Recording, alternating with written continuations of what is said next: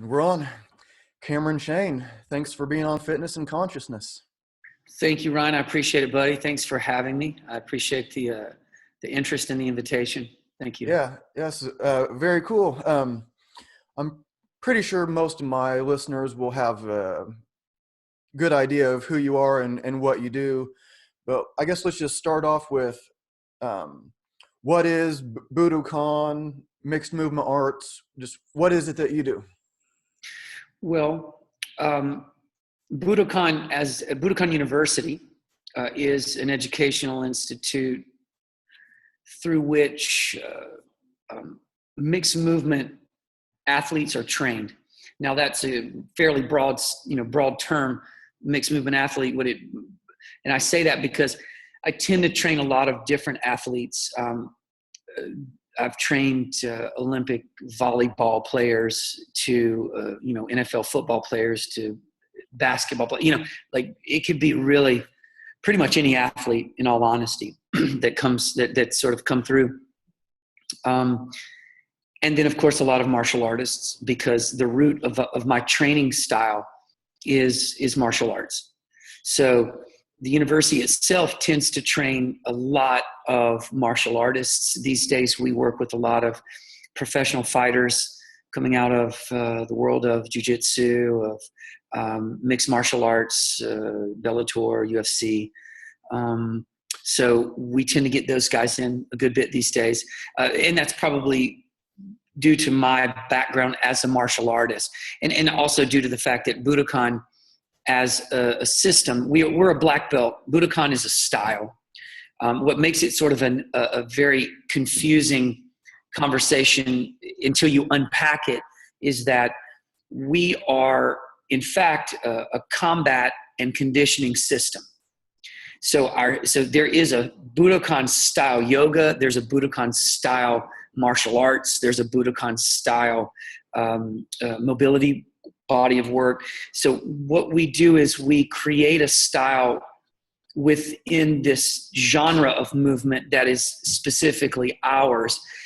As an example, the Budokon yoga style is very circular and transitional in its nature rather than static and postural. So, if you practiced our style of yoga, you would say, wow, this doesn't feel like a traditional yogic vinyasa style or an ashtanga style that I'm used to practicing. Mm-hmm. It's very much, it has very much its own identity. And that's why I call it its own style, because of course we have our own primary series, and it's got its own body of sequencing and original choreography, if you will, and technology within that.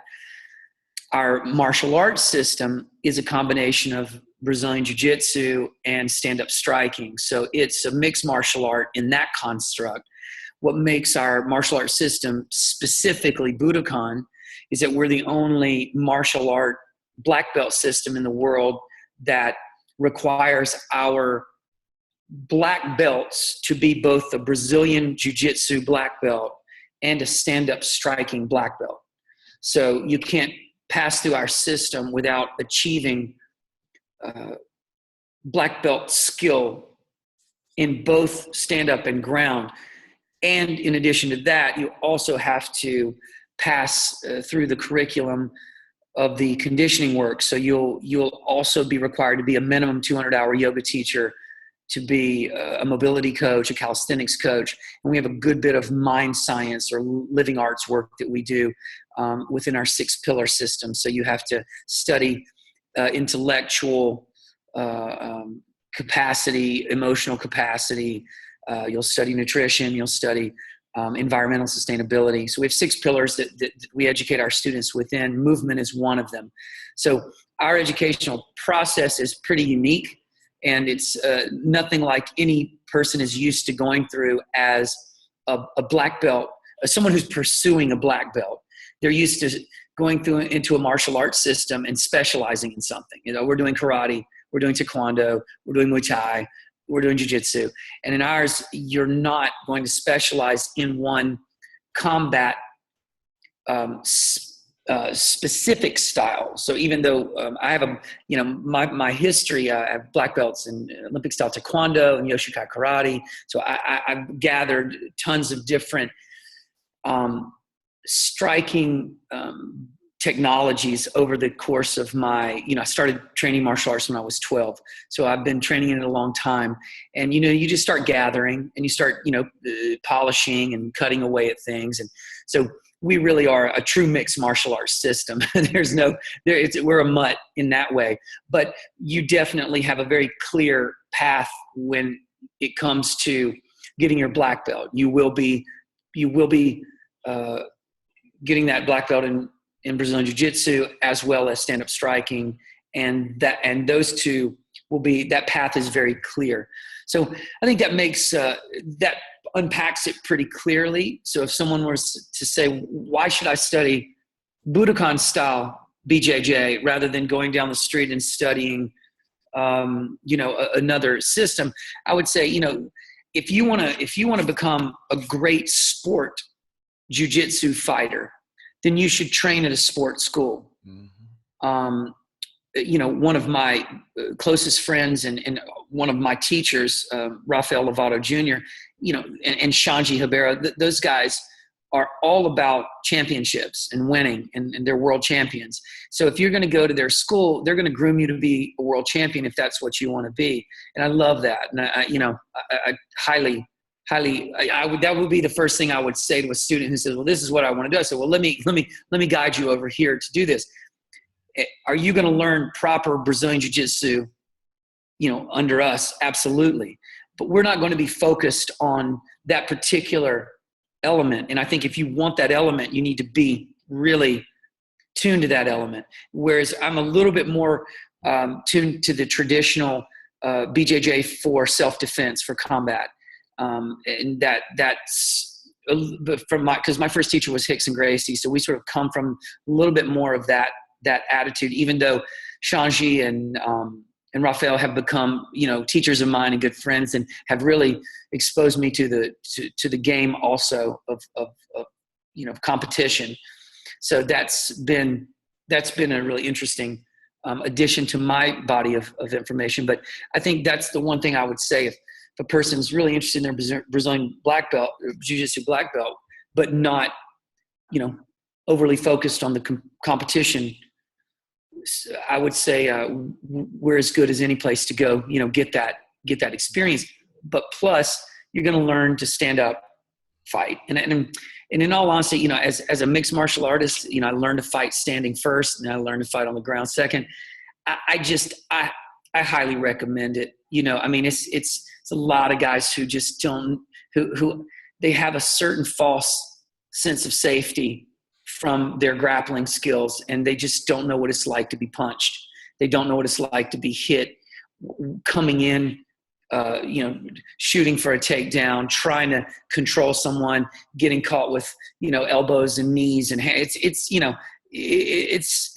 a nasty game. So you need to have experience with it. And a lot of times there's a false sense of security when you have that training, but you don't have the stand-up training to complement it.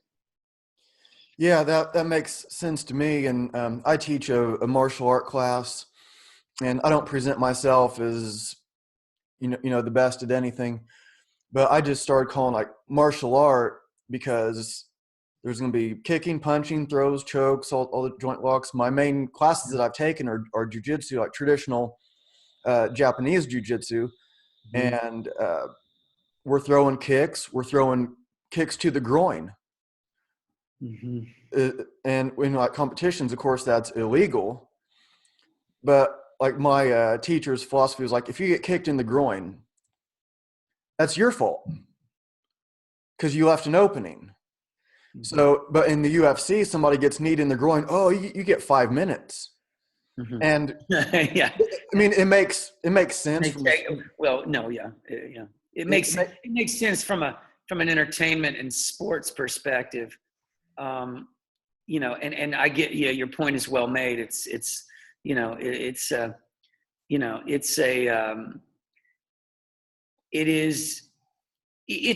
necessity for the sport if you want to entertain people for 15 minutes. You need to.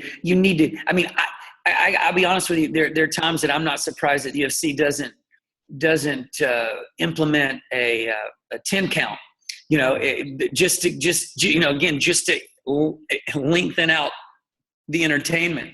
You know what I mean? It's like, okay, like boxing, okay, he's down, give him 10, if he gets back up, here we go, and I mean, it wouldn't shock me. It would not shock me if because sometimes there's a greater urgency for the entertainment than there is for the actual demonstration of who in fact has the better fighting game. And I think we see that more and more as the game progresses towards creating entertainment fights rather than you climbing the ladders of the in a promotion. You're top 10, and now suddenly somebody comes and you get to fight this guy. But it's definitely the world we live in now, and it's understood. I think that it's interesting because I come from two different worlds, and if you come from the world, I came from martial arts, and then I entered into the yoga world, and there's probably no bigger community of that's linked together and sort of self-identified as yogis are. If you're in the yoga community, it's a very intertwined sort of almost insulated community. It's because the conversation is constantly about the world of yoga. Martial artists can get in that too, where that's all that the conversation can be about.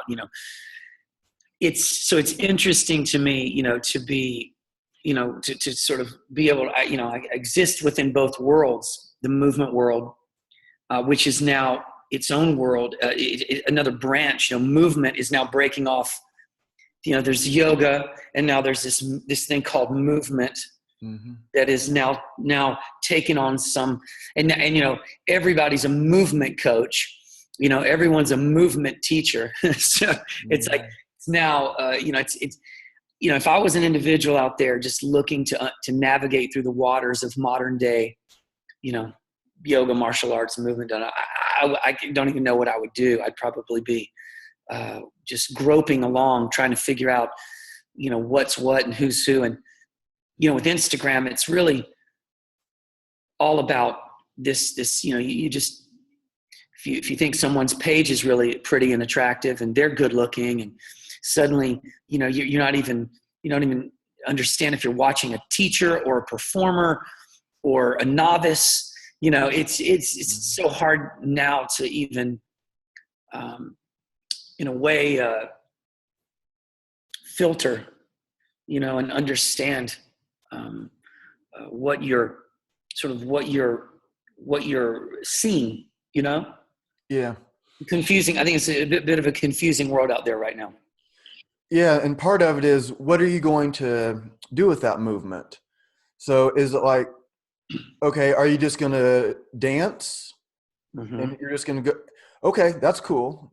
Right. But what other application does that have? And something that I saw, I've been aware of you for, I don't even know how long, it's been a while, but getting ready for your episode here, I was looking even more and, making mental notes, and I was seeing that, like, you were showing movement, and then you're applying it to a grappling situation, that same movement.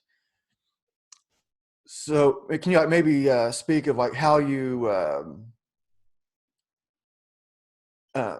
like, is a lot of is that how you try to do most of your movement, to have some sort of martial art application, or is some of it just like, yeah, we're just doing this because it's mobility and it feels good and it's okay? Yeah, I'm completely clear on that question. It's a great question, and it's a way to sort of further unpack what we do, and it's a great sort of introduction to this conversation, which is why teach any pattern, any transition, you know, are you bound as a teacher? Are you bound to making sure that that transition or technique has practical application to it?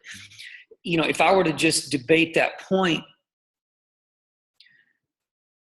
I would probably debate, I'm sure I could debate either side of it, but I think that the most compelling side of that argument would be, yes, it should have application in some functional way. Does that functional way need to be martial arts? No. And I don't think I could win that debate. Could I win the debate that it's necessary for it to be functionally applied? Yes. Do I think that it should be an abstract construct where you're just moving through, movement without having some sense of how it might, show up in transition or in locomotion? But then I could argue the other side of that and say there's a certain amount of abstract dance-like rhythmic exploration that is purely fine to have, that at the end of the day may have no functional application, as it stands, but I could, sure. In other words, if I move my chest, if I move from my spine from flexion to extension and rhythmically, where does that apply, functionally? And what I would say is it doesn't apply, in exactly that context other than, moving the body in this particular way because you can, and because maybe you're channeling some type of rhythm or beat, coming from sort of a dance construct.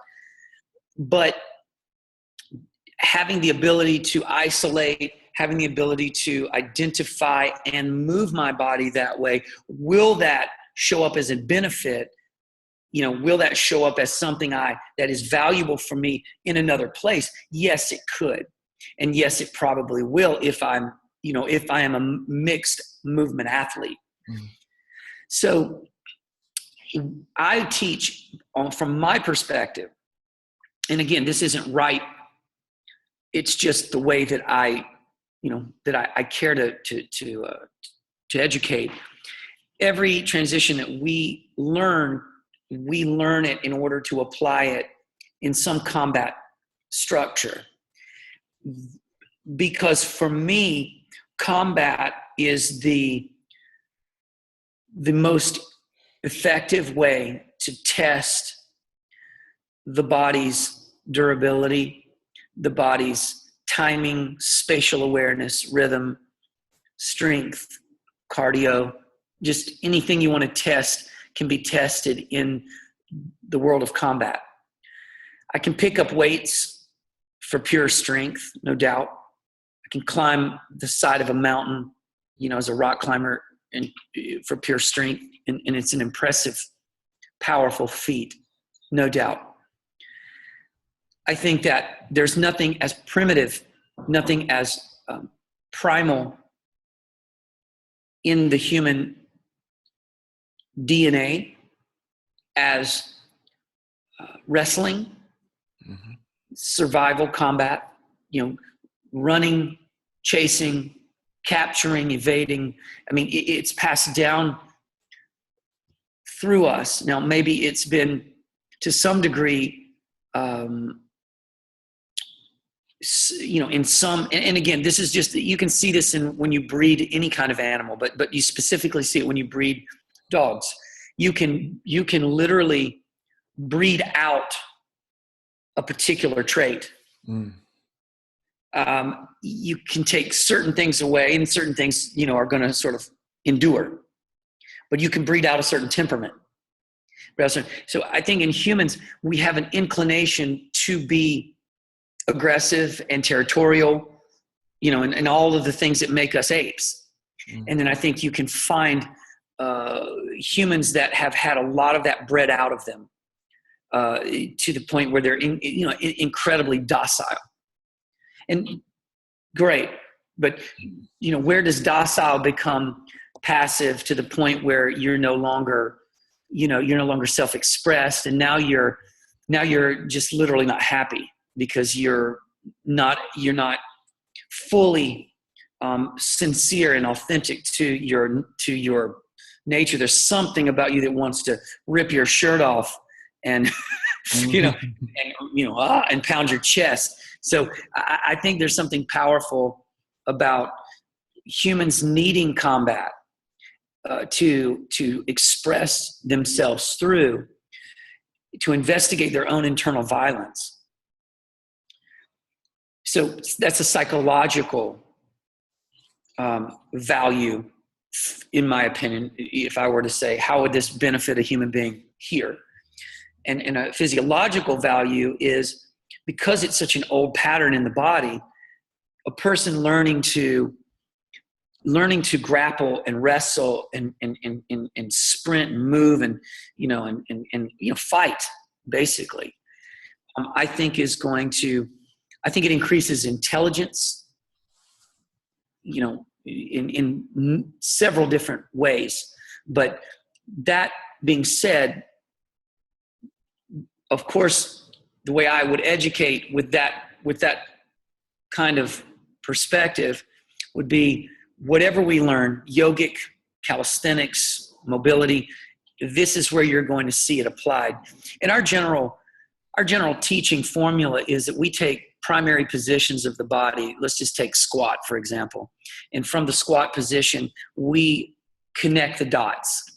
Where do you see a squat in yoga? Where do you see a squat in calisthenics? Where do you see a squat in combat? Where do you see a squat standing, grappling? Where do you see a squat in mobility work? So it's about cross-referencing constantly these primary positions and getting people to understand that squat's a squat, but here's how you're going to use it over here, and here's it's going to show up over here and go here. So if what I build first out of a student is a very powerful, functional, capable primary position, then what they can do with that in secondary sort of positions, secondary situations, modifications of the primary, is going to be powerful. If a person's primary position isn't very strong and there's weakness in it, as soon as they start adjusting, modifying, making modifications in order to accommodate some changing variable in the situation. So, I'm in a lunge, but now I'm lunging a little bit more to the right and I'm twisting too. And they don't have strength there. Suddenly injury, this is where injury occurs. So making sure that our students are incredibly strong and capable in all of these variations of primary positions and situations is what sort of our educational matrix, our model is all about. So that's something that we do that's just very unique. And when I started this body of work, this organization, it was about 20, it's coming up on 20 something years. It started in the 90s. At the time I was training with Hickson in LA, and I started, this work. And at that time, it was weird. People thought what he was doing was weird. They thought what I was doing was, Hickson was always into yogic work, was into pranayamic work, was into, he was training with a guy named Orlando Connie, who was an old yogi, old Tai Chi, first guy I ever saw really animal locomotive constructs he'd play with. I think that he got from originally from the Chinese training. And then for me, I was like, oh, this is interesting, but I didn't really have that interest in the animals as they applied to combat. I was more interested in animal locomotion. I was interested in how quadrupedal animals move. And so that I really took my study in that direction, as opposed to in the direction of, combat. Yeah. I was like, I don't need the Chinese, I'm not, praying mantis, fighting monkey, totally cool and badass. They're amazing athletes. I just didn't feel the connection to that particular expression of animal construct. So, and then a lot of people, there's like this, like, you know, that are out there like animal flow, it's just like Zumba, you know, it's like some Zumba variation of this construct. It's just all fitness oriented, because these guys have no idea. First of all, animal what? You know, and I mean, I know I'm probably being a bit of a dick about it, but you know, I do have strong opinions on people just coming along and borrowing from an idea that they did not create, nor did they found, nor did they put any real study into, and then just capitalizing off of a name, off of a trending thing. So, you know, animal flow, and it's like suddenly like, what is that? You know, it's just like an example of this isn't really a study of quadrupedal movement as it applies to combat. What this is like a little fitness sequence that people think looks cool, and they're doing all this stuff. And so, you know, for me, you know, I don't mind. I don't mind that people, you know, of course, want to copy things because they think they're cool. I just think when people start doing it and capitalizing on it in order to make revenue, you know, profit oriented, you know, trending opportunists, you know, there's just so much of that. So, you know, when I look back on the 2 decades I've been in this business and doing this work and sharing it out there, it of course, it's always interesting for me to just observe how these guys come along and bite off something that is a piece or a part. I mean, I always say to people, you know, a lot of people say to me, well, you know, why didn't you teach Budokon animal? Why didn't you create your own, you know, why didn't you do that in the beginning? I was like, look, if I thought it was a complete system, I would have done it. It's not complete. Mm-hmm. And so there's no reason to make it. It's not enough. And if you really look at animal locomotion, you know, the study of it, this thing, there's not enough to it. It's a very, you know, I can teach you the whole body of work in a day. Literally, I can teach you the whole body I can teach you all the transitions and all the animal constructs that are primary in a day. That's not a deep, you know, layered art. What it is a way of exploring a concept. Now you won't be as good today when I teach it to you as you will 1 year from now. If you play with it, of course you're going to take it and it's going to make you stronger. But I can also say the same thing about pull-ups and push-ups.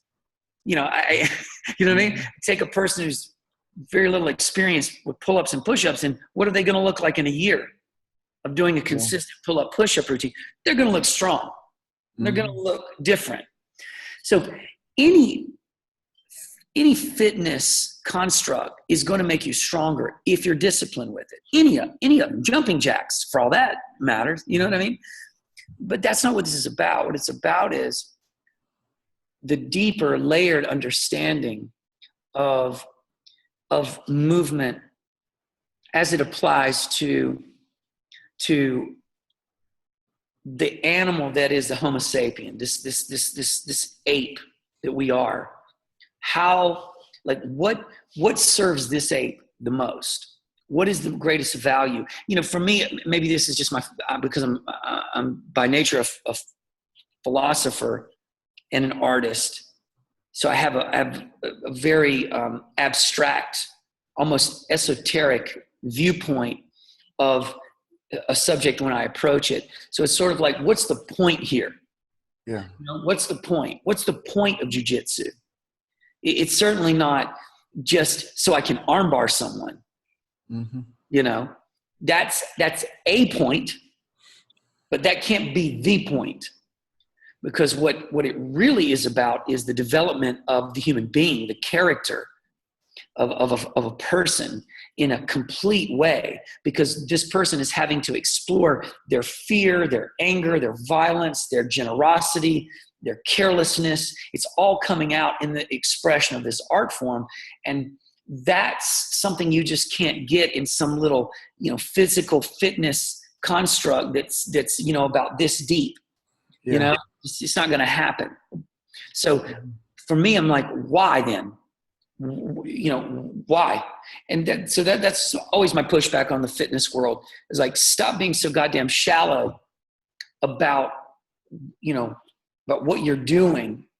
It can't be simply, this is it, just so you can feel strong.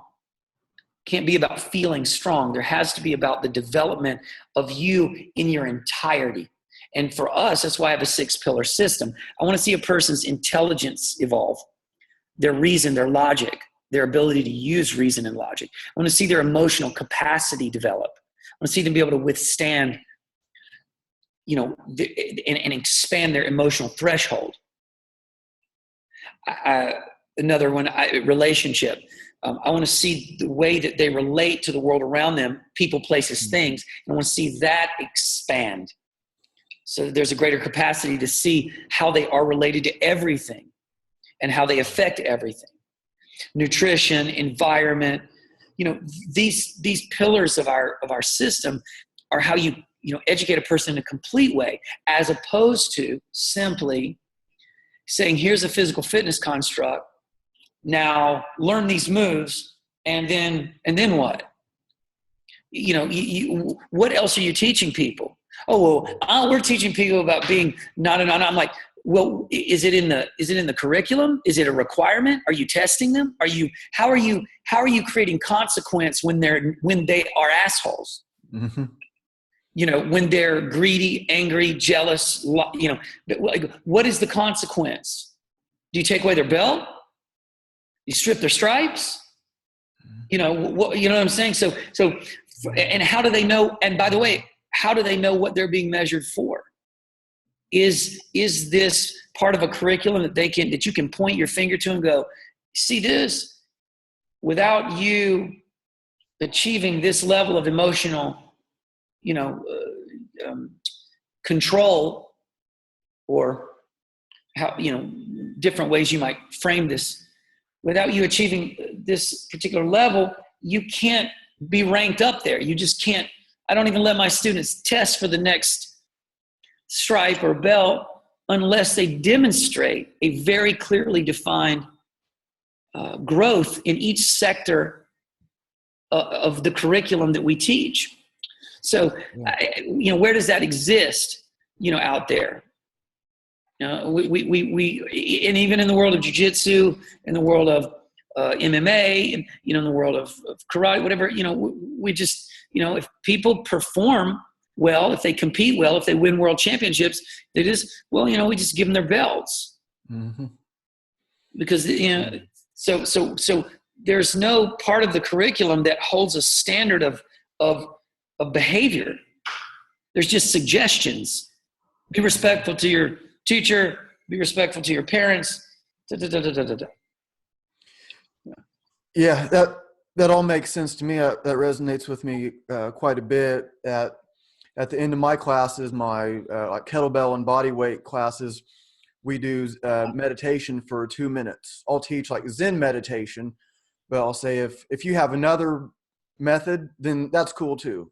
Whatever you want to do is cool.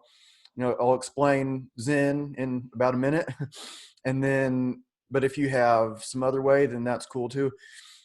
And I'll talk about it being, you know, some people might get frustrated, like sit down and meditate, and then the lawnmower guy across the street starts his lawnmower, or some dog starts barking, and they're just sitting down and meditating, and I'll get frustrated because now there's this noise. I'm like, well, that's supposed to be there. It's just a dog barking. And if you can avoid having that physical reaction to that stimulus, then you realize that that's in you. Like, you got mad. The dog didn't make you mad. The kid didn't make you frustrated. You were frustrated. The kid is just kid. Was there a point, or was it just like a natural evolution where, well, I guess I'm kind of doing some assuming that you have eventually become your own favorite teacher. Like, you don't think, or not that you think that you're the best at everything. You're not saying that I'm the best jiu-jitsu teacher in the world. Because I'm not. Yeah. But was there a point where you became your own favorite teacher? You know, I think I'm my own favorite student That's cool. I like that. Yeah, if I was going to be really accurate with that statement, I'm my own favorite student. I mean, because I'm insanely dedicated to being a student, to learning, and to constantly be evolving and growing. So I think that I am the hardest working student I know. And I'm probably biased when I say that, but well, and in all fairness, I'm like, Picasso said something that resonated with me and has probably stuck with me for I don't know how many years, but he said, the second occupation is a trap. So if you really want to be a painter, then you'll also be willing to starve to be a painter. If you're that great and you're that committed, then you'll starve until you make it. That might be a bit idealistic. I don't know. But all I can say is that I relate to the statement because I made my life about being a student.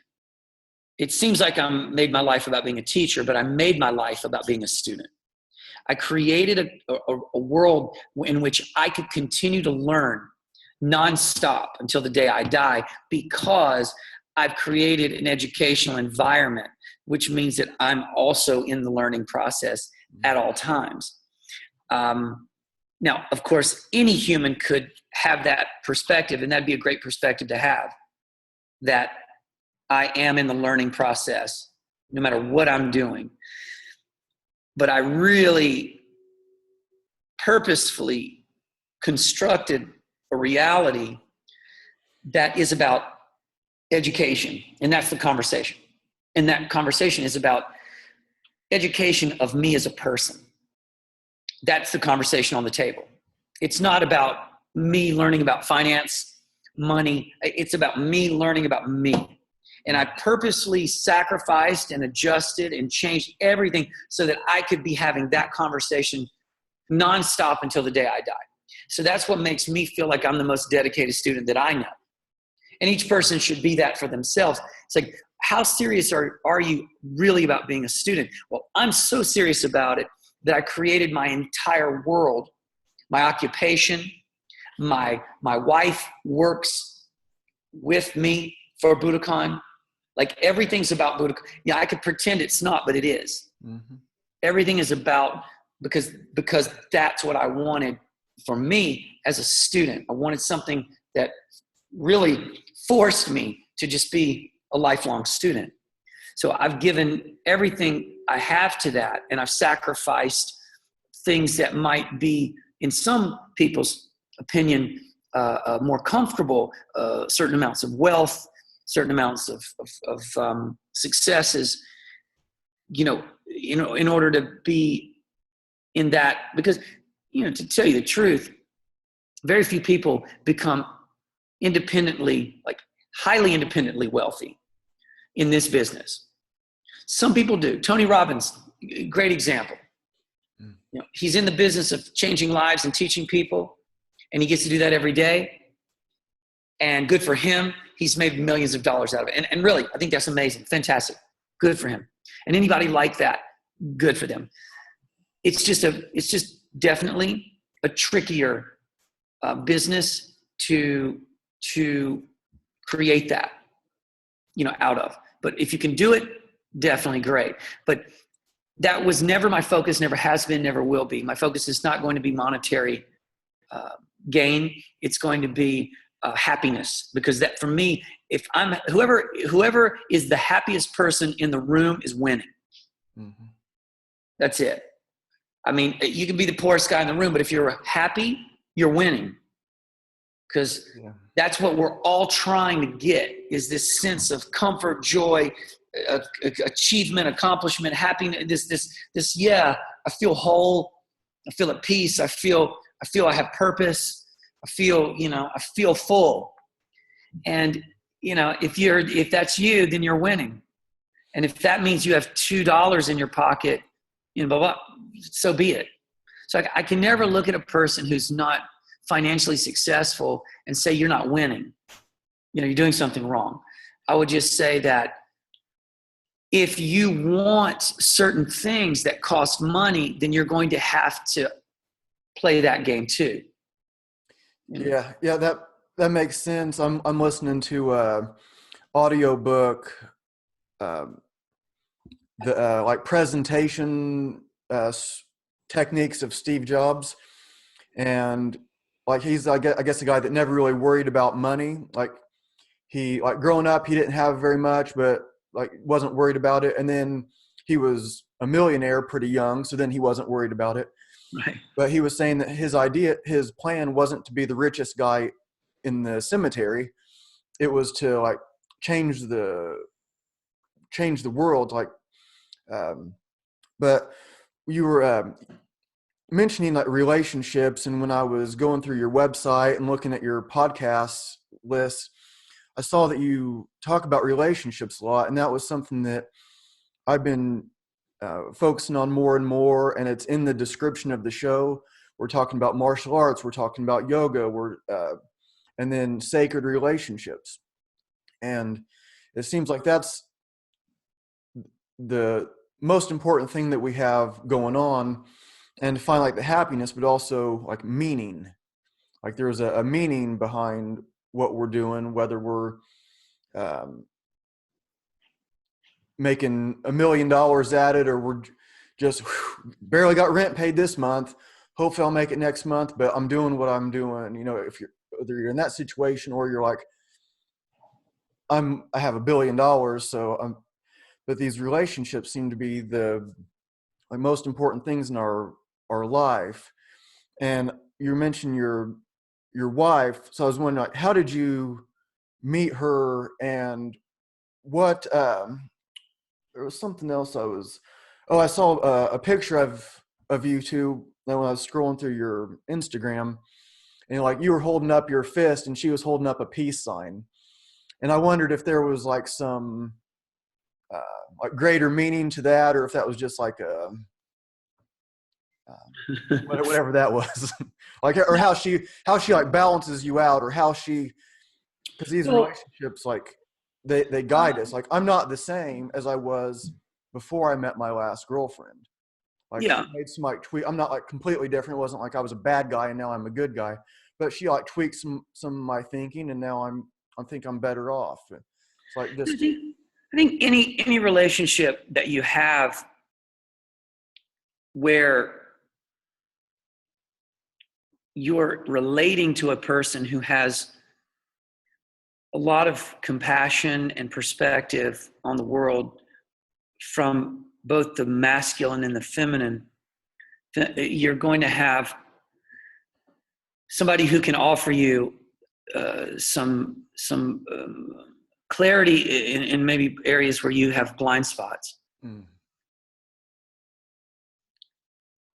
That could be a wife, that could be a best friend, that could be your mother, it could be your father. My wife is one of my most important teachers, as I am one of hers.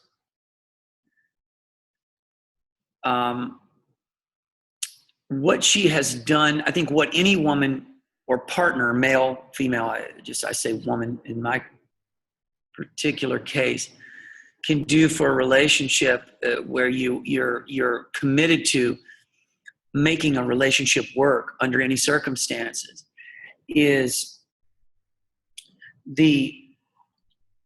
your willingness to move through things, and your wife or your partner is like your jiu-jitsu partner. It's every day you're in a battle with them, and you start to figure out their patterns, and you start to figure out what they like to do, and they're, slowly but surely you begin to see a pattern, and you then decide if you're going to be frustrated by that pattern, or you're going to learn to work around that pattern or work with that pattern. And these are, in a comical way, it is like a jiu-jitsu partner. Sometimes you just don't want to roll with people. I don't like the way their gi smells. You don't like the way their body smells. You don't like their attitude. You don't like the way they roll. Maybe they're too aggressive. Maybe they fall on you constantly because they're reckless and there's so many things that make you you pick a partner in life or in jiu-jitsu.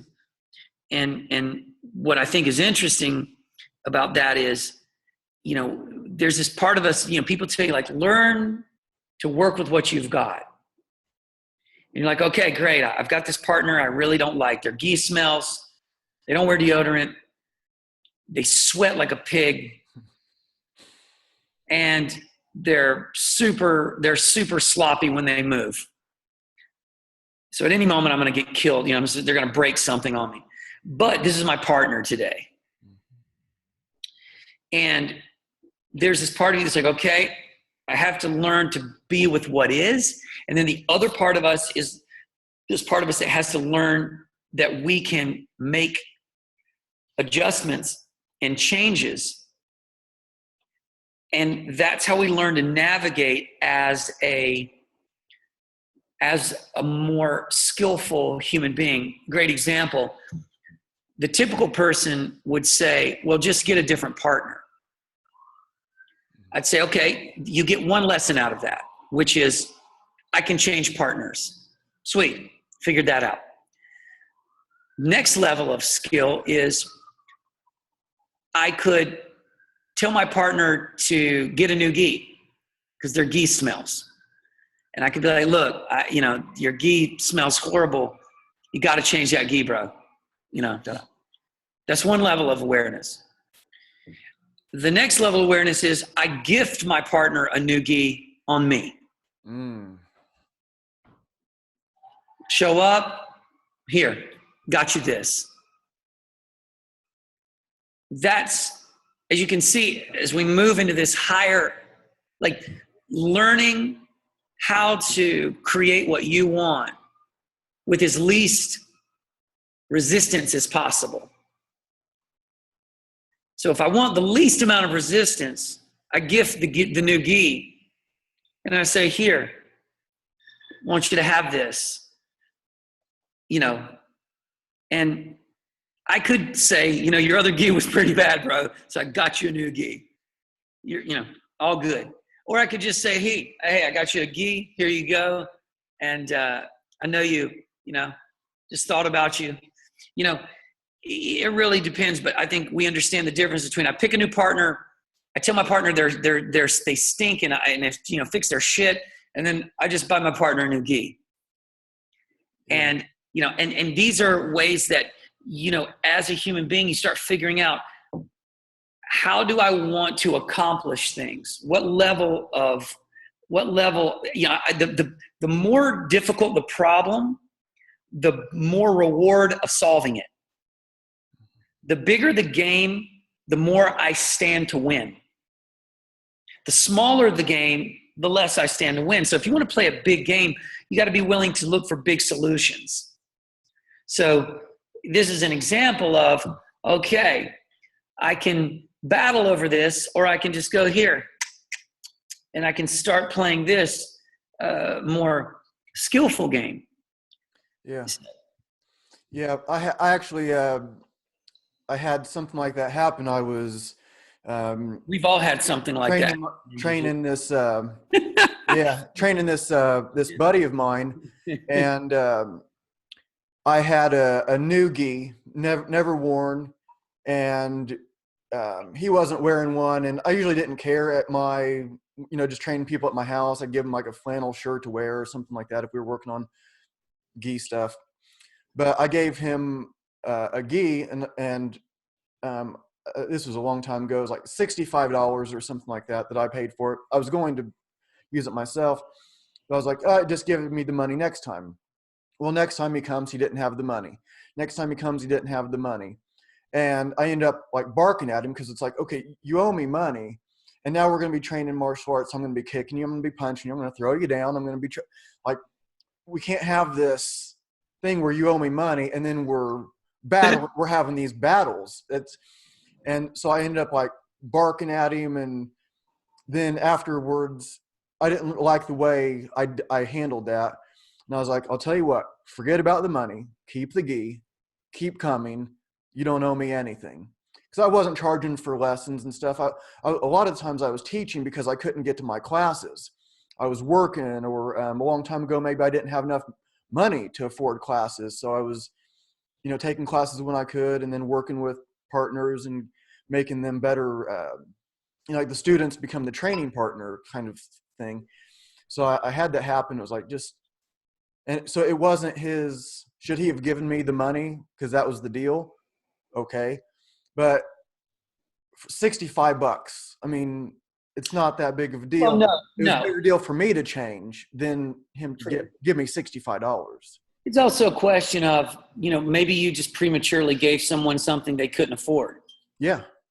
And that becomes then, as you said, your responsibility. If I give you a $65 gi and you don't have $65, it may be that's my fault. Yeah.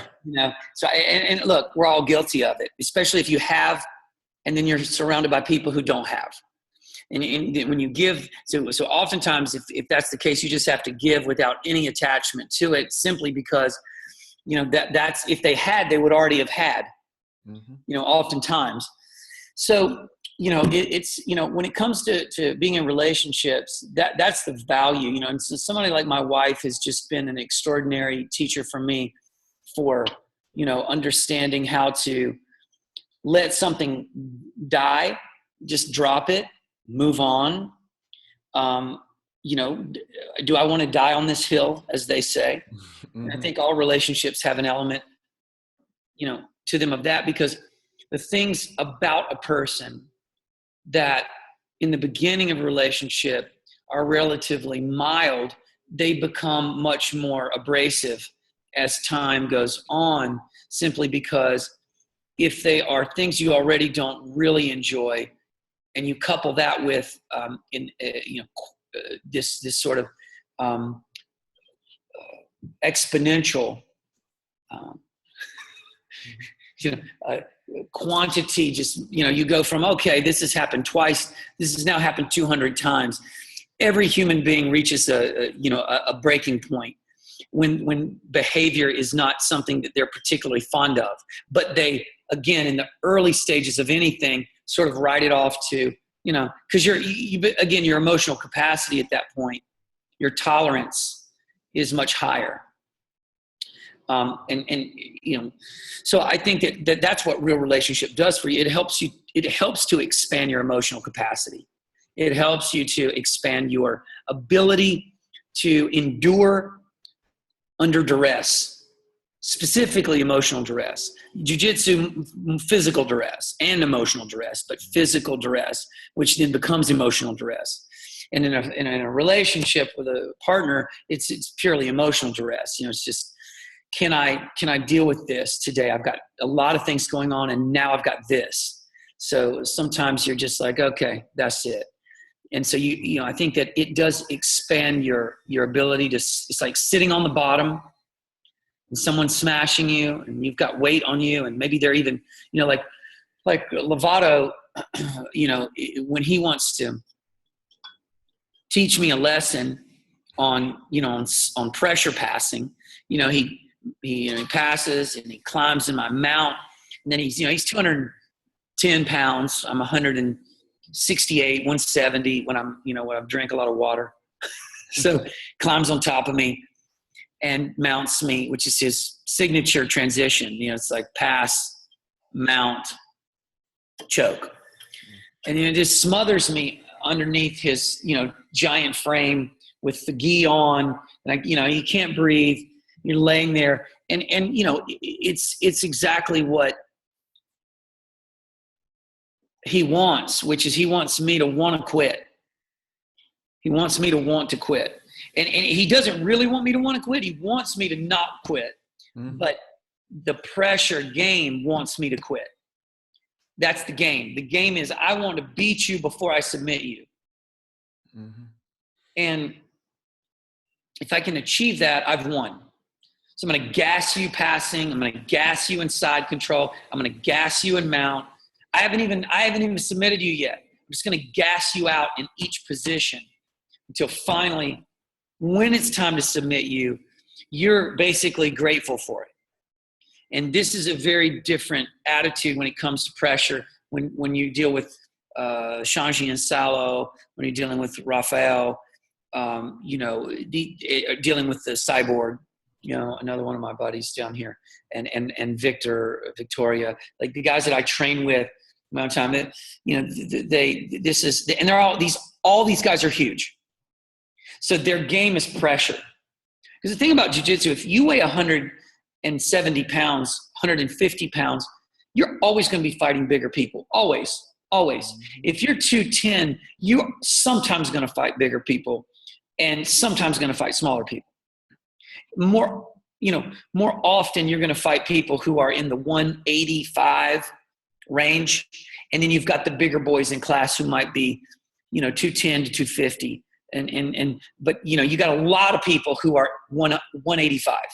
Mm-hmm. Your average guy can be between 160, 155, the lightweight guy, and your middleweight guys up to 205. So that's your the most people in class. So if I'm a 210 pound guy, I mean, the value of that, and Cyborg and I were actually talking about this the other day. He was like, I said, brother, it's miserable to be 170 because you're constantly having to fight bigger guys, all the time. It's just, and he's like, man, I know, I would hate it. He's like, I love that I'm 220, 240, whatever. I love it. When these guys are huge, they love it because it is literally an advantage. Yeah. At all times. So, it's the emotional pressure of withstanding these larger guys. They don't oftentimes even get to feel it. I know Rafael got to feel it when he started to train with Shayne and Salo when he went to first train with those guys, and Salo just crushed him and was just punishing him every day. He tells the story, laughs now, but he's like, you don't even understand. Just the Salo will make people tap just in mount. He'll just lay on top of them and smother them until they literally tap from the smothering effect of his just big frame. He's like a brick, it's on you, the pressure. And he's like, so he goes, it's all about the mental endurance to withstand that and last. And so, I think every relationship can be a place to practice that. So my wife is definitely one of the great teachers for me around me, constantly getting my emotional threshold stretched, calming down, because she has behavior patterns that make me, want to, battle with her. And me too. I've got behavior patterns that make her want to battle with me. So for us to sort of just accept that about one another in those moments, not get in the battle, and then there's an age difference. My wife's 32, I'm 47. So a lot of my behavior at 32 has been, cleaned up. And a lot of her behavior is still in the process at 32, she's fairly young. So, some of my ways trigger her younger patterns of reaction. And then when she behaves that way, then my patterns then get triggered. And I'm like, my biggest pattern is I have an intolerance towards irrational conversation, dialogue, whatever. And if it's irrational, I just immediately go, stop. No. Mm-hmm. So if somebody comes at me with that, and my wife will oftentimes come at me with an irrational sort of perspective. And I say irrational, she's not crazy. It's irrational. She's not being rational or reasonable, but she's doing it on purpose. She's fighting with me, just to fight, because there's something that's triggered in her about self-worth or survival. And then that in turn will then trigger me. And then I have zero tolerance for it. So then I get hard and tough, shut that down. And then suddenly it's this battle. And, and then the loop goes, why do you have to she's like, why do you have to react? And I'm like, why do you have to do that to then cause me to, and we play this game. And so, we're both growing and learning, and definitely, I love our marriage because it's a great friendship, and it's like, she's my best friend, because she's just so fiercely loyal. And I'm so fiercely loyal to her too, as a relationship. Like she's the person that I just want to be with, until the end, if she chooses and I choose, but that's, and under whatever circumstances, you just make it work. But it's a partnership that's beautiful in that way, that you just like, what, no matter what, if I've got to do this with somebody, I like doing it with you. Yeah. So relationships can be really powerful as long as you, in the jiu-jitsu game, your martial arts game, your meditation game, all these games tie into that same construct, which is the ability to sit, be witness to what's occurring, and your ability to be emotionally steady while the world is moving around you, and doing things that may, create discomfort or may trigger you. Yeah. That all makes sense. I think a lot about,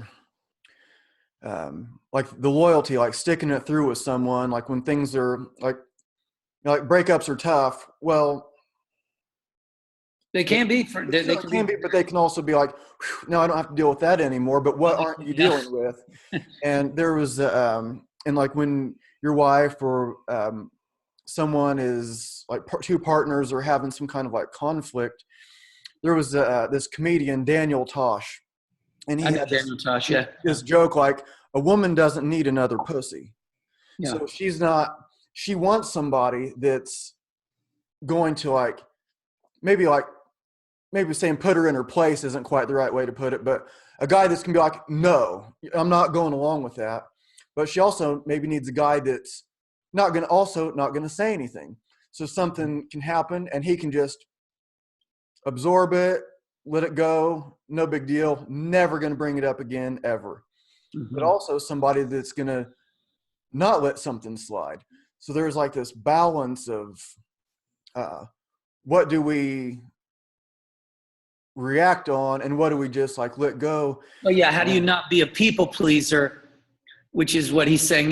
She doesn't need another pussy. She doesn't need another guy who's just going to sit there and take shit without having the sort of the self. What it comes down to is the self value. You have to see your self worth enough to go, hey, this stops here. I mean, certain things are about you drawing a line for your own worth and what, how you feel, what you feel comfortable with in terms of how a person's behaving towards you in your personal space. And then there's just people doing stuff that you don't care for, but has really nothing to do with you. Mm-hmm. It's like telling my wife, let's say we're going out in the night and she dresses super provocatively, pants are, her ass is hanging out of her pants and her da-da-da-da-da. Well, she might be thinking, I really want to look sexy for you. Mm-hmm. And you're like, great. Super. Thank you for being sexy for me. I appreciate it. But then as a guy, we also realize that when we go out in public, we're going to have like 100 guys, mm-hmm. I fucking our girlfriend, our wife, our partner. And that would be, that in itself would be whatever. It's like, okay, guys stare, no problem. But then you've got aggressive males saying things. I was walking one time with my wife by a group of guys, and one of them grabbed her ass as they were passing by, because we were out it was a nightclub, an evening thing. So this group of guys. So it can go from looking to saying something, to touching something, just because you can't trust young males. They're aggressive and they're always looking to test something. So drawing attention to yourself as a male is just something that we factor into to moments. So if I look at my wife, I go, babe, I love that you look sexy and that's beautiful, but we need to save that for home. Mm-hmm. That's too much because it puts me, because you're not going to be in the fist fight. Guy walks by you, grabs your ass. You expect me to defend you, no problem. He's got 5 of his buddies. He has a gun. He has a knife. I don't know. And all because, we're a little bit, there's an unnecessary tension that's being drawn here. So men, we have to think in so many layers that about different things than girls are thinking about sometimes. And that's an example of sort of just this difference in perspective. But, having a partner who's willing to draw a line and say, hey, this isn't a good idea, not smart. That's what we all need in our lives, is somebody who will communicate with us firmly, but kindly and loving, without judgment, without accusation behind the statement or the correction, so we can learn to grow together. I don't need to look at my wife and go, geez, son, you look like a slut. Take that off. It can be, babe, you look great. I love this outfit. And let's wear it when you get home. Because if you wear it out here, I got to deal with all this. And I know you don't want me to have to get in a fight on the street, or because we're going out where there are a lot of young people drinking, there's alcohol. Are you sure? And this is just so having partners that that are this is a lot of young people. When they're young, they don't know how to communicate their thoughts. They don't even know why they're upset about something. It's just like, a guy sees that and he goes, no, no to that outfit. And instead of being like, let me explain, which would be completely understandable. You can move right away from it. But then this guy's like, no, you look like a whore. My woman's not going to look like that out there. Instead of, it's like, well, she doesn't look like a whore to you. What you're thinking is she's going to look like a whore to other people, which is going to draw attention and draw certain behavior. So you can't say that. But when we're young, we say all kinds of crazy shit because we're young and we're learning how to put our feelings and our emotions into words, and into words that don't provoke more aggression or pain or confusion. So, relationships are, and again, we come back to the martial arts. It's still that same dance. It's that same dance. I could say the same thing when I'm standing across from someone striking. It's a conversation. It's a dance. We're talking. And I'm always telling my students that this is a conversation when you're fighting. Especially like stand-up striking, I'm always like, this is a dialogue. If you don't say something and the other person is talking over you the whole time, that's just you getting punched repeatedly. So there has to be a back and forth dialogue going, and you have to make your point, and then that person wants to make their point, but you have to make your point skillfully. And sometimes, teaching people really just how to be a better human being through the way they move together is one of the best ways really to do it. Yeah. How did she handle that? So what happened when that guy grabbed her butt? How did you handle it, and how did she handle it? Well, I never handle street fights very well because I came up street fighting. So I'm always a bit quick to get into street fights. Now, I grew up in an era, I'm born in 71. I grew up in an era where you could get into a street fight. Nobody went to jail. Police might break it up and go, all right, go home. Now, you punch somebody, 2 guys get in a fight, they're usually going to arrest both of you. They're going to take you down, and they're usually going to charge both of you. with some public, it used to be that if I punched you, you would, and this depends on the state. If I punched you, you had to press charges against me in order for me to be prosecuted. In some places they changed it so that if you're fighting in public, that is an offense itself. So it doesn't matter if someone is pressing charges or not, the city itself, the state itself has the legal authority to press charges against you. This also changed is an example in the O.J. Nicole Simpson trial, when she had called the police numerous times for him hitting her, but she refused to press charges each time. So they couldn't move forward.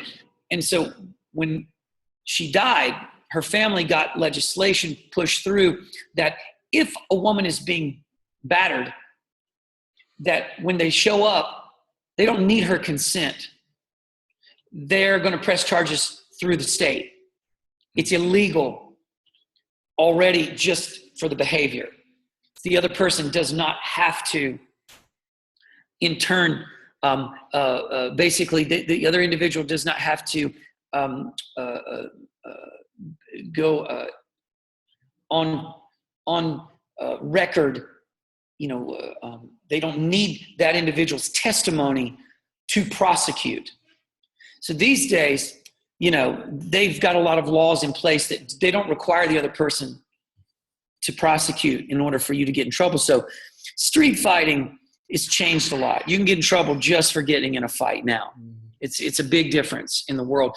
So I avoid street fights now because, but I'm still quite hot tempered, and I still have this reaction to people being idiots is what my biggest. I'm not a prejudiced individual except for stupidity. I always tell my students they get a good laugh out of that because they know that, when it comes to diversity, Budokon University, with black, white, Muslim, Christian, sex, sexual, gender identification, I don't care. I'm not interested in those conversations in general. But if you act like an idiot with me, I will treat you like I have a genuine and honest, discriminatory, trigger in me against dumb. When people just act stupid, I can't take it. And so I'm very clear. I'm like, guys, this is the only thing that you'll find that I have any kind of discriminatory behavior towards is acting stupid. So don't act stupid in here. I don't want to see any dumb. You got to be on point thinking. So when a guy grabs a girl's ass on the street, that's just stupid. It's stupid. I don't care how you shake it, stir it. It's stupid. Because this guy has no idea if I have a gun on me, which is an example. I have a concealed carry permit. I live in Florida. So I very oftentimes, carry my 9mm around because, first of all, we teach weapons combat training, in our system. To become a black belt in our system, you have to have knife and gun training. So oftentimes I'll have a gun on my person. You just, in the streets these days, you have to be quite careful. You don't aggress people. You don't, because in Florida, if you grab a woman's ass, if you touch her, that's considered assault. If she's defending herself from it, if she feels in danger, she can shoot you. And I tell you what, it's hard pressed to prosecute her. Yeah. So you have to be quite careful with how you behave in the world these days. Be very careful. So, in moments like that, I chose not to do anything about that because my wife was like, do not do this. Do not, go there. But my normal inclination, of course, is to, just be like, oh, okay, we're going to have a good old fashioned fist fight and then we're going to, be done with it. But, those days are sort of over, and I think in a way it's actually probably less valuable for society that you can't just, because, fighting is not a way to solve a problem. I'm like, well, you know, I hear you, but humans are animals. And sometimes when we don't have a certain amount of fear in us about a behavior, we can feel inclined to feel, justified in behaving that way. So punishment with animals, even animals that are capable, like we are, of so much logic and reason, we're still driven mostly by emotion. So if you're emotionally triggered with fear at the idea of doing something harmful to someone, it will keep you from doing it. If you override that fear, because I can tell you the first time that they ask a person to blow themselves up, like an ISIS fighter, an 18-year-old kid, first time they suggest that, I can tell you right now, the first thought that goes through that person's mind is self-preservation. Mm-hmm. The first thought. Now, I'm not saying you can't get around it. You obviously do. Yeah. But the first thought is self-preservation, and then you have to use reason. Start to talk, what's the reward for this? What do we get for this? What's the purpose? What's the point? So we start using some logic, some reason, and then we get into some emotion, because, we got to top it off with, you're doing it, to in the name of God, and think of how proud God's going to be when you show up after fighting, for him, in a very, very direct and powerful way.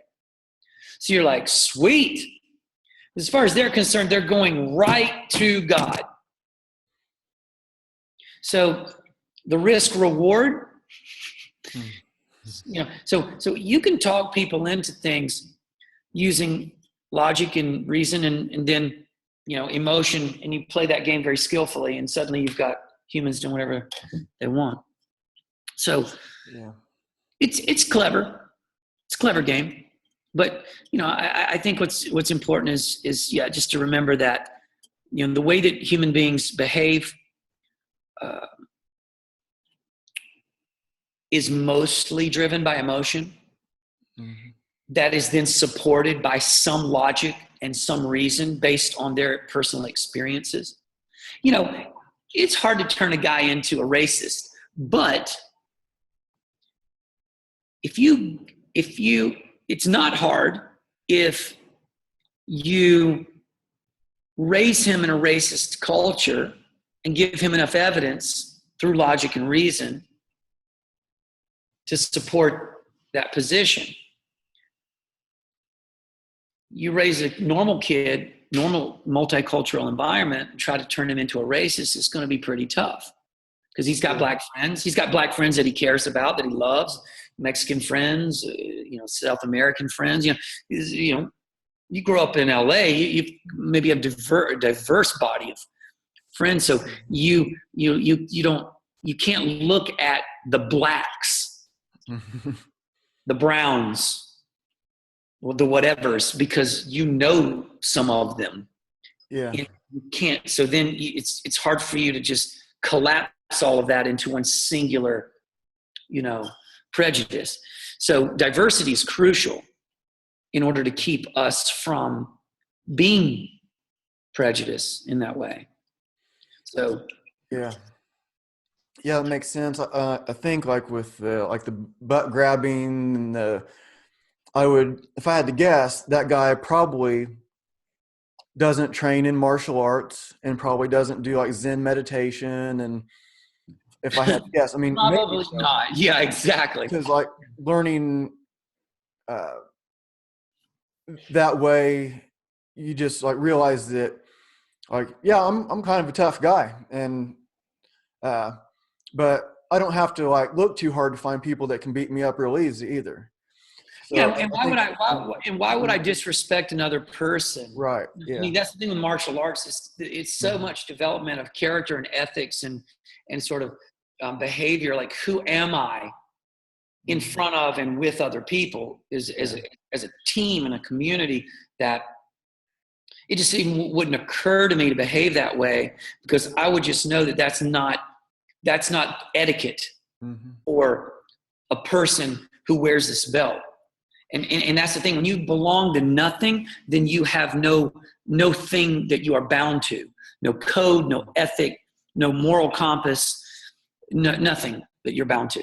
And so I think, to wrap up this conversation in a general sense, is that, to me, that's probably the greatest gift of martial arts in general, is how it binds you to this character, to this person that you ultimately could be, but you're not instinctually guided to be, because human beings just simply aren't instinctually guided to be anything except survivalists. That's the one thing that all people share, is this sort of urge to survive. And how you do that, whether it's stealing or it's working hard, it doesn't matter. You'll do it to survive. That's the one thing in common we all have. So it just depends on how what path they take in order to achieve that end goal. And I think that's the big difference between us all, is that the path we chose to get to that end game. It's as they say, the means sometimes, don't outweigh the goal, the end of your what you've created. So you got to be quite careful that your means don't really justify the end. Yes, we all got, yes, you survived, but how you did it is what's up for debate. I'd like to survive and be someone who contributes at the same time to the world around me, and leave something behind that was in fact a contribution, and help people become more thoughtful citizens, more thoughtful husbands, wives, parents, students, teachers. That's really that's my end game. So the means in which I employ to get there are going to be sort of bound by a certain amount of ethics. And those ethics definitely are born from my martial arts training, from my Zen practice, from my yogic, studies of meditation and that sort of work. Not so much. I don't use yoga as a way to create any particular ethical or moral values for me, because I already had that from my upbringing. I have great parents. Now they're Christians, so they brought me up with a much more basic Christian value system. But I'm not a Christian. I'm not religious in any way, shape, or form. My moral and value compass is really drawn from how you would want to treat a person based on what you're trying to create. You know what I'm saying? How you want society to become is, what you're going to, how you're going to behave. So I don't think there's right or wrong behavior. Stealing isn't wrong. Stealing isn't right. Stealing's just stealing. No, it comes with a consequence. So as I can say to a student, you don't want to steal, but let's say now your baby's starving, and all you have to do is steal that apple to feed your starving baby. Mm-hmm. I can guarantee you every one of us would steal that apple. So you can say stealing's right or wrong, or you can just say that stealing's something we do under certain circumstances. And is it right? Is it wrong? What's wrong, more wrong? The fact that we create a society where we don't create equality in the distribution of wealth and sustenance, and so, or the fact that someone who somehow was born into this shit show and hasn't, for whatever reason, I can tell you right now, if you take a person and you raise them in an uneducated environment around uneducated parents, and then you expect them to get educated, this is the most naive, foolish thinking that we as a people could ever employ. And this is where I get frustrated with people who on the quote unquote conservative side start talking about, well, everybody's got the equal opportunity to da-da-da. I'm like, look, you're absolutely right. Everyone's got an equal opportunity to get that job that is open. Not everyone has had an equal educational environment. That's where it's not equal. So I don't think the liberals, the conservatives, I don't give a shit. All I can tell you is there's clearly a disparity between a child who's grown up in an educated environment and non-educated environment. There's going to be a disparity there of opportunity. Mm-hmm. And it's not the child's fault. Now you can say, well, at some point the child needs to get educated. What do you mean? If the child understood they needed to get educated,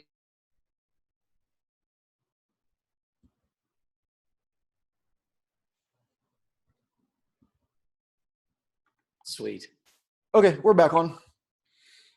So in a society where you're trying to educate people, in equal ways, I mean, let's just face it. Bottom line is you have to be able to see the differences in how and where people are and what opportunities they have. And it's just the world we live in. So, I think that the most important thing that you can offer a person from martial arts is a great education in how to be a better person. And sometimes you don't get that at home. And if you can teach that to a person who hasn't possibly grown up in a great environment where education was focused on, you can maybe have an impact on the world around you. Unfortunately, a lot of the people who need this education don't feel inclined towards it, and they don't seek it out because education in their own household has never been a priority or something that has ever been coveted in any way. It's just, survival mentality constantly. Yeah. Yeah. And the guy that grabbed her butt, he's probably just showing off for his buddies. Oh, look how cool I am. That's all he's got. That's it. Yeah. That's his big, that's his big thing. So it's like, aren't I cool? You're crazy. Look how bold you are. And it's like, what bold would look like? Bold would be like, get a job. Bold would be do something powerful in society. That's bold. Bold is not grabbing a girl's ass. There's nothing courageous about that. But this is where our young men are often confused. Yeah. It's crazy what we have, but I kind of realize there's not much we can do about duality. If you're going to have one thing, you're going to have the other. You're going to have the opposite. I just had a couple more questions for you, and then we can wrap it up if you want. I'll just give them both to you, and you can they might go together. The first one was about diet. I was looking at your mixed mover camps, and it said that it's mostly plant-based meals, and then sometimes there was meat. So I was wondering if you were vegan or vegetarian, or why it's like that. And then what else was I going to say? Oh, how much do you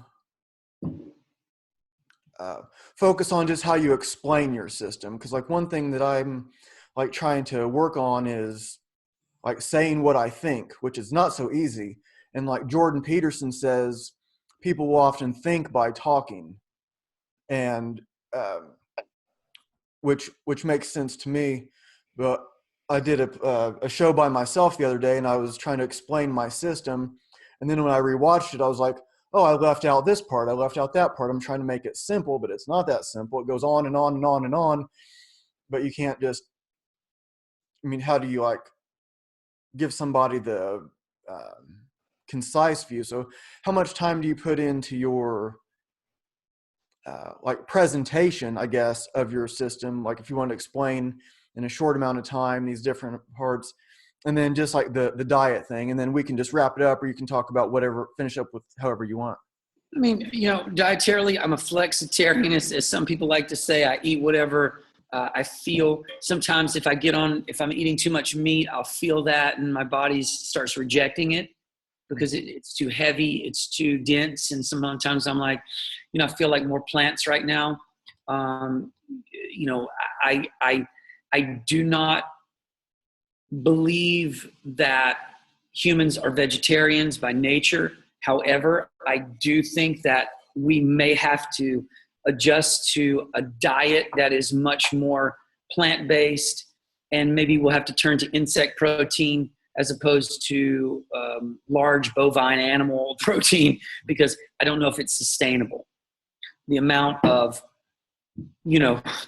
resources that go into the animal production, the treatment of animals in mass farming, it's all problematic. Every bit of it is a problem. So I would call myself a person who is, my diet is based on science, not on pseudoscience, not on emotion. There are several subjects that are emotional: politics, food, and religion. They're almost too emotional. So for me, I don't get into it. The science of it is very simple for me. There is plenty of science that demonstrates that the amount of humans on the planet right now eating meat in the capacity in which we do is not sustainable. All right, that's good science. I have no problem with that statement. To say that we're naturally vegetarians, not true. There's no science to back that up. The science is all around the fact that we are not, in fact, vegetarians. We are, in fact, omnivores, as our bodies and our biology clearly demonstrate, with our ability to, in fact, digest meat. It's just like, I don't know what to tell you, but we digest meat, and we have acid in our stomach to break down that meat, which has been there, not recently, but always. Our cousins apes eat meat. We're meat eaters. Now, how much do we eat meat these days compared to what we should be eating? I would venture in the direction of too much. So yes, we can eat meat. Should we eat so much meat? Probably not, in my opinion. Again, not a biologist, so I don't want to travel too far in that direction, but I can just say for myself, my opinion, which is worth whatever that's worth, would be that we eat too much meat as a society, so we do have to be very careful how much we consume. Plants are fully capable of providing us with a fair amount of nutrients. I think supplementing that with small amounts of animal protein, again, it could be cricket protein, it could be grasshopper protein, but I think that we're designed to have a certain amount of that, and I think it's very powerful. And again, do I have an issue with the way we treat animals ethically in farming? And of course, absolutely. So if you're going to choose meat, you better make sure you've sourced out where you're getting it from. And if you can do the best version of that, you can do. Yeah, that makes sense. That's my opinion on grass-fed and free-range, quote-unquote, animal farming. Yeah, I'm a vegan. I quit eating meat when I was 15. I'm 39. I've been vegan probably like most of that time now, like on and off, vegetarian, vegan for the first several years, and then strict vegan for the last about 6 years. And I can make a perfect case that it's the best, but you just made a perfect case that something else is the best. So I'm not going to say that you're wrong. So I think that a lot of people, they get kind of like, they want to be right and somebody else is wrong. Well, I might make perfect sense to a lot of people, and it's proven. And you make perfect sense to a lot of people, and that's proven too. And there's people that they were eating a lot of meat or eating meat or whatever, and then they went vegetarian or vegan, and they feel so much better. Mm-hmm. And then there's other people. I've mentioned Jordan Peterson a time or two on this. Him and his daughter, they can pretty much only eat meat. Mm-hmm. His daughter was having, I don't know if you know who he is or not, but by the time she was, I think, 14 years old, she already had a hip replacement. She had an ankle replacement. She has this autoimmune disease where she has these terrible reactions to almost every kind of food except meat. Yeah. So she can't even like put seasoning on it. Well, here's the thing. You ever met anyone that's allergic to meat? Well, I think there's people that have really bad effects from it, but actually allergic to it, I would say that's a real allergy. Like, and an allergy is an inflammatory response in the body that says this is some type of foreign negative pathogen, something that is attacking my body. I don't know of anyone who's allergic to red meat. Yeah. Millions of people are allergic to variations of plant foods, nuts, this, that. So the reality is that we've been eating meat as an ape since we've been apes. Yep. And now that doesn't mean we're supposed to have a tremendous amount of meat. The bottom line is we've just been eating meat forever. When you have a population issue like we do, then you're going to have to make certain adjustments if you're going to continue to allow that population to behave the way it does. And so one of those population adjustments is going to be how much land and resources that we can, allot to growing, animals. And again, for me, it's about, I grew up in the South. Hunting is fairly common. We hunt deer. We hunt, we've always hunted. Humans are hunters, and so are apes. Apes are hunters. If you really go back and you look at our biology, we're just hunters. And as hunters, it's just not biologically accurate to say that we're vegetarians or vegans. The reality is we can be vegetarians and vegans, and we can be healthy. And I think that that's the more important argument that needs to come from the vegan vegetarian community is, guys, let's not debate about whether we're supposed to or not, because the truth is that's bad science. If you're going to argue that, you just, vegetarians, they don't have the science to back up that statement. They have pseudoscience. They can say things like, oh, well, we don't have claws and we don't have fangs and we don't have this. Well, we also don't have, we're also not covered in ape hair anymore. And we're also, I can tell you all kinds of things we also don't have anymore that we adapted to based on the fact that we left a certain environmental, climate and started behaving differently. But here's the thing that didn't change with us is we didn't stop eating meat. We've never stopped eating meat. There's no human that ever, as an entire culture, stopped eating meat. There might be some people who had less meat because they became farmers. There are some folks doing this and that, but humans as an entire species never stopped eating meat. So that's just to say that we've adapted to a non-meat eating environment, and to the sense that like we can't process meat anymore. It's like, I don't see you have to show me the biology, the science that supports that statement, because it's a very specific statement to make. And some people's bodies react differently to meat.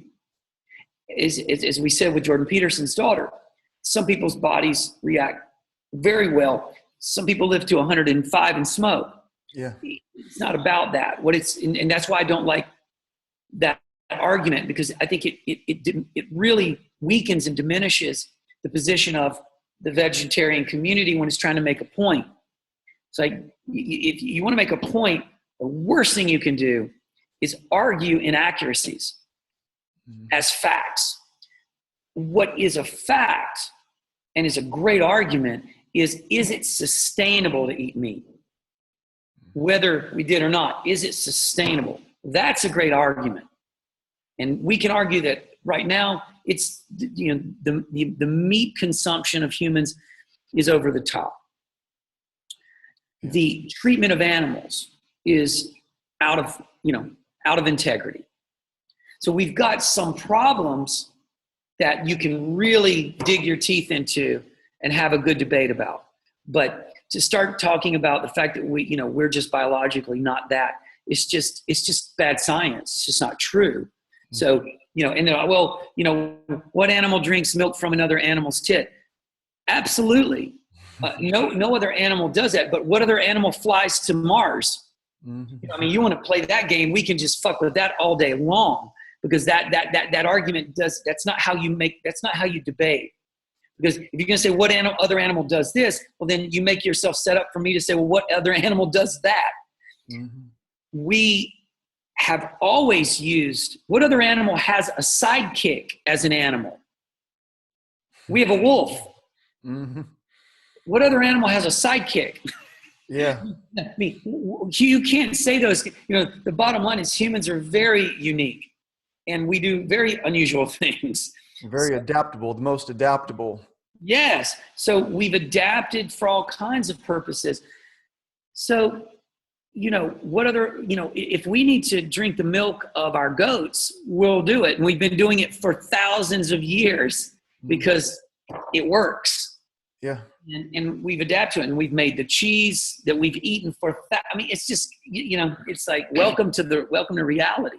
We've been using that as a tool. So nutritionally, I would always avoid conversations around who we've been, who we should be, who we claim to be, and just focus on the science of modern, good old-fashioned, stats that you can't debate about whether they're true or not. You can just debate about the context. So, someone once said, one of the most devastating things you can do to land is turn it into farmland. And they make a fair point. Take 10 acres of biologically diverse landscape. Animals, squirrels, insects, birds, and you just just wipe it clean so you can grow one crop on top of it. Now you tell me if that sounds like a solution that's super smart for how you're going to take care of the planet. You destroy an ecosystem in order to plant a single crop. Sorry, but there's no greater logic to that than there is to raising animals on a farm. So it's these are all solutions, but if you're going to pretend that your solution is above reproach, it's above criticism, it's above looking at critically, you're in trouble. Yeah. I think it's no perfect solution. It's important to. I think sometimes not to be so tied to everything that we think. Like I teach at a wilderness survival school, and so I go there, and there's skins, and there's a buffalo skins, and there's a skunk skin, and there's skulls, but I don't go in and think I'm above all of this. I'm the most superior human here, or this is a. You shouldn't think that, because you might one day you might have to eat that to survive. Because I can tell you right now, if you're in the wilderness and the only thing is to eat that day is buffalo, I bet you'll eat buffalo. I doubt you're going to be like, what, I don't eat buffalo. I'll just sit over here and starve while everybody else survives. I think just remember this. Vegetarianism and veganism is a luxury. It's not something that any animal in the wild can decide on. You're either inclined to eat this or you're inclined to eat that biologically. As an ape, the first thing you're going to go after is insects. That's what we eat. Worms, grubs. Those are things that we can get in abundance, and they're available. You don't even know as an ape if you're in the wilderness, what greens you can eat. We've lost that entire biological DNA download to where we would know, can I eat this? Can I eat that? We'd eat some poison shit in a second. Mm-hmm. We don't even know what we would. So insects would be our quickest food source, followed by animals that we could catch, followed by fruit if there was any hanging. That's if. And how much wild fruit do you see in the forest? Yeah, the other animals already got it. They already got it. So the bottom line is we're going to be eating some version of life pretty quick. And then again, before we can farm, how the fuck do you farm immediately and create food? You don't. You need seeds. You need, the whole process is not in line with what an animal in the wild even can do. So that's what tells you there's no evidence on the planet we're designed to be farmers, other than we created it. We forged it, created it, and now we are doing it. Totally cool. I'm not against it. I carry a gun. If they tell me tomorrow that everyone's going to turn their guns in, here's my gun, take it. I don't even care. So I'm not stuck on any construct. Mm-hmm. I'm completely fluid when it comes to anything. It's like, oh, okay, here, take it. I can move as long as things are rational. I can move in any direction. But, I think that the world out there is as stuck in those directions as it is in the other places. It's like, oh, vegans are people who are hardcore on the vegan tip or the vegetarian tip can be some of the biggest assholes on the planet, as much as people on this other tip can be some of the greatest, assholes on the planet. I don't, they're all the same to me. Asshole's an asshole. I don't care what you eat. It's just like, it's the behavior. Yeah. I even left a local vegetarian and vegan Facebook group, because it was just like, it was so crazy. Like this one woman asked about like her baby. She wanted her baby to be vegan and like what kind of milk, and somebody said something about almond milk. And so I put, well, almond milk isn't really milk. And I happened to be reading a book. It's water with almond, residue. Yeah. It's like, and hardly any. Yeah. And I was reading a book called, it was by Marty Gallagher and some other doctor. I can't remember, like Strong Medicine or something like that, I think it was called. Mm-hmm. And I happened to be reading like that the day before just about that very thing. And so here I am, I'm a vegan. I have strong beliefs, but this woman is talking about her baby. So I say, here's a book this is written by a doctor. I just happened to be reading it. So I took a picture of the paragraph, said what book it is. It's at our library. You can check it out. And the hate that I received from saying, this isn't just my opinion. This is a doctor who's talking about specific nutrients, specific chemicals, specific things for this specific age. Here's the book. And it was like, I was just this Satan himself come to destroy everyone. Yeah, I'm not. Yeah, I'm a vegan, and I'm saying maybe you should drink milk. I don't know. The yoga community, the vegan community, you find a lot of this in these extreme, and that's another reason I sort of left the yoga community as a person who was really heavily involved in it. Was I became really disenfranchised with the cultural judgment and finger pointing, gossip. It's just it's an industry and a culture that's full of whiny little bitches, and I mean that in every way possible. I've reached a point where people are like, "This guy's a dick." Absolutely, I'm a dick. I'm a complete dick to you because you are a person who is behaving without using good common sense. You're stuck in all types of narrative and story, and I don't give a fuck. Quite frankly, I just don't care what you think. I don't care. Have that opinion. Do it. You don't pay my bills, so I don't give a shit what you think. You don't like my cussing. You don't like my attitude. You don't like my whatever. Again, please fuck off. And this is just how I feel with that whole community and the games they play in these places. There's so much judgment out there. And I just think, honestly, when I look at these people, they're always ugly, unhappy, just lonely looking people. Always, every one of them. You just look at their profile picture. You'll go, I would never fuck that person ever in a million years. That's the first thought that pops into my mind. And you can hate me or love me for that statement. I don't give a shit. And that's the thing about me that's so joyful. And my thing is, the people that love me totally get me. Those are my students, and I don't need anyone else. I don't care who doesn't like me. I don't care who, has opinion about me. And people talk shit, and I'm just like, hey, you know what? I have a school right here in Miami. Anytime you want to show up and talk that shit right in front of me, oh, you won't do it because you're just another one of these keyboard cowboys that wants to do this business. So I that's my whole feeling about that whole entire industry and group. And then you've got some martial arts industry has some of those douchebags in it too. Shit talking, blah, blah, blah, blah, blah.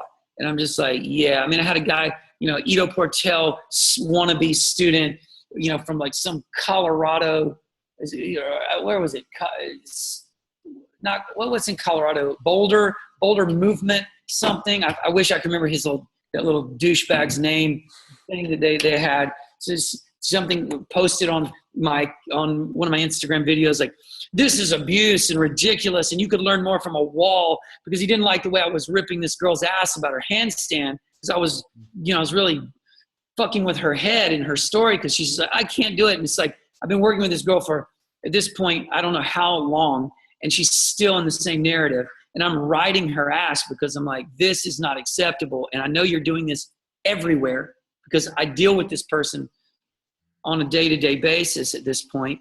And then I've got this guy pointing this out, and I'm like, dude, you bring that shit down here to Miami. Oh, but you'll sit back in your safe little hidey hole in Colorado on your cell phone and talk some shit on that thing. And when I'm right, if I was standing right in front of you, I guarantee you would not talk to me that way, because you would have a proper fear of confrontation, which is good. You should have a proper fear of just being that way to a person, knowing that you might get your teeth knocked down your mouth. You know what I mean? It's just like, it's like, don't do it, because at the end of the day, it's just out of integrity to sit. And if you want to have a healthy debate, then make a point, ask a question, start a conversation. Don't write some derogatory, provocative statement and then hide behind your position. Like, why are you so reactive? Why am I so reactive? Why the fuck are you on my page? That is in fact mine. That is in fact my space. I can block you. That's how I know it's mine, because I can grant you permission to be there or not. That's how I know it's mine. You're on my space. You're writing some negative commentary, and you're bringing nothing to the table, you're not trying to make me wrong, because there's no argument. Because if there was an argument, then, okay, prove me wrong. But it's not about proving me wrong. It's just about you being right. Yeah. And saying something critical. And the world is full of that. And I just don't give a fuck. I'm just like, these people and this whole thing, like, I'm too old to give a shit. I'm successful. I don't care. You know what I mean? It's like, and that's the thing. I'm not going to stop being successful, and then I'm not going to stop getting older. So I'm going to get less give a fuckish, or more give a fuck. I'm just going to get less and less, care about what people think as I've aged. And I get more successful because I find my audience, people who are like, yes, I totally relate to this absurd level of victimization that we've sort of stepped into. Everything's got to be politically correct. Everything's got to, like, it's over the top now. And at the end of the day, it's just everybody's butt hurt about everything. And I'm just like, seriously, please shut up. And to your other question, I don't take a lot of time to describe what I do as much as I just get clear, like I did in the beginning of our conversation. I just get clear about what we do in a nutshell. Like I said, we teach combat and conditioning and consciousness. If I had to give you three words that we're gonna talk about today, we're gonna talk about combat, we're gonna talk about conditioning, and we're gonna talk about consciousness. And we're gonna talk about those three things and how they relate. It's that simple. And as we unpack that conversation gets more complex. But that's how I'm going to talk about those three constructs for sure. Yeah, your system is put together really well, and especially the last since we scheduled to having just looking at how you have everything separated, and we have a lot in common of like what all we're trying to teach, like yoga, but not that kind of yoga, and there's what's really effective and what like how are we going to like kind of like take the lead into what's next in this environment, because like I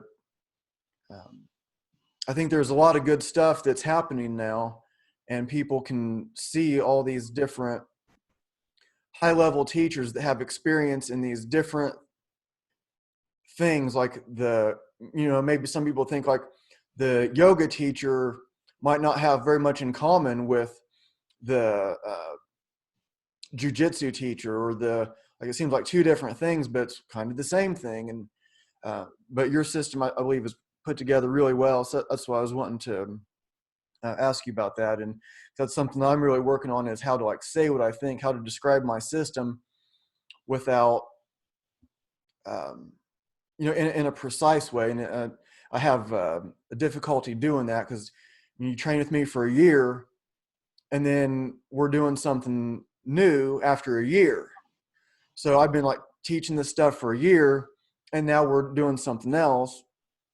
So it's like, it gets complicated. So like to have something concise, and then like a few different things, and then it unfolds more and more as we go along and teach. And we learn so much from teaching, and what we teach one person might look a lot different than what we teach someone else. So I guess we can start to wrap it up here. I appreciate your time. Is there some like final thoughts you wanted to leave us with? How can people find out more about what you're doing or work with you? And anytime anybody wants to find out what we do, they just go to Budokon.com, and they can look at the Budokon University website. They can find events, and they can always see training camps that we do. So that's how people always find me. Instagram, they find me on there, Cameron Shayne. And so they'll just, people just usually just come across me either by accident, or they're looking for something that involves sort of integrates yoga and martial arts. And so they'll stumble across Budokon, because, as you said, in a couple decades of being out there has sort of, spread the word a bit, really being the first ones to pioneer this idea, because before there was really anybody who had even thought about putting yoga, martial arts, in movement constructs together in a singular system. This was still just not done 20 years ago, because it was still very specialized. You taught yoga or you taught martial arts. You didn't put them together in a system. Some people practiced them together. It wasn't unusual that you might practice yoga, you might practice martial arts. Yeah. But that's not what makes our system unique. What makes our system unique is that it's a black belt system. So you have to be a proficient yoga practitioner and teacher in order to progress towards your black belt. It's part of the curriculum. And that's something that we still do that no one else does in the world. We still have the only black belt system that combines, Brazilian jiu-jitsu black belt, a stand-up striking black belt, and a mixed movement arts black belt, if you want, into a singular system. So, to become a black belt in our system, you have to be a very, very skillful mover in a very complete way. You have to be a very skillful thinker in a complete way. So that's just something that we do that just people haven't figured out how to do, because I started it 20 years ago as a personal journey, not as a business. I didn't try to turn it into something that I thought was a moneymaker. I was just trying to sort of formulate this way that I was training, and I was getting asked if I could share it with people. And I was like, well, if I'm going to share it, I need to share it accurately and skillfully, which is the way my brain works. So I start codifying it and formulating it in order to share it. But it's changed and grown and evolved over time as I've changed and grown and evolved. And so, one of the things about me starting that system is that you need to be, starting a system of that complexity, you have to have a certain skill level already, which is the thing that was unusual about me. I was already a yoga practitioner and a martial arts practitioner at equally sort of high levels and with movement. And I was in order to sort of start putting those things together, you have to be able to see these connections, which means you have to have a deep layered understanding of each of the constructs. Because if you're just great at martial arts, you're just not going to really see your yogic path you haven't gone deep enough into the practice to understand where it really does connect back in. And it's more like, oh, there's this, there's that, but it's, so this is really the one thing I would leave you with is, in order to go deeper in these places, you just have to go deeper into the singular constructs. You have to go deeper into the yogic work. You have to go deeper in the martial arts work. If you don't have access to something like what I do, which is a place where we educate people in those areas already, you come to Budokon, I'm going to explain to you where these points connect. And so you don't have to discover them for yourself in every capacity. I'm going to explain, and then you're going to have to investigate them, which is just going to expedite the process a bit, because discovering them is the hard part. If I already show them to you, then you can start investigating them. And at some point, you'll fill in the gaps. But, it's kind of like the internet. People who are doing really interesting things on the internet, they didn't have to invent the internet. Yeah. They just had to understand how it works. And then understanding how it works allows them to then create things to play on it. But they didn't have to invent it. Mm-hmm. And so that's the thing. My students don't have to invent this Budokon formula. They just have to then understand it and then start playing and becoming skillful with it. So this would be probably the thing that if someone's looking for that understanding, they don't want to have to reinvent the wheel. They just want to understand. And I'm a perfect place to go for that education. And so you can find me there anytime. Yeah, it looks really good, and you even have like 30-day retreat or 30-day camps. Yeah, camps and go deep. Yeah, there's a lot of good stuff to dig into there. So I really appreciate you being on the show. It was really good to talk to you, and you have open invitation to be on anytime. And it was appreciate it, cool to Ryan. hear more and motivating for developing my own system more, learning more about yours, and we just keep learning about all these different rabbit holes to go down, like true. Build more and more. So I appreciate it, buddy. Thank you so much for your time, and I look forward to our next chat. Yeah, sounds good. I will pause the recording, and I'll talk to you for a second after I stop it. Okay.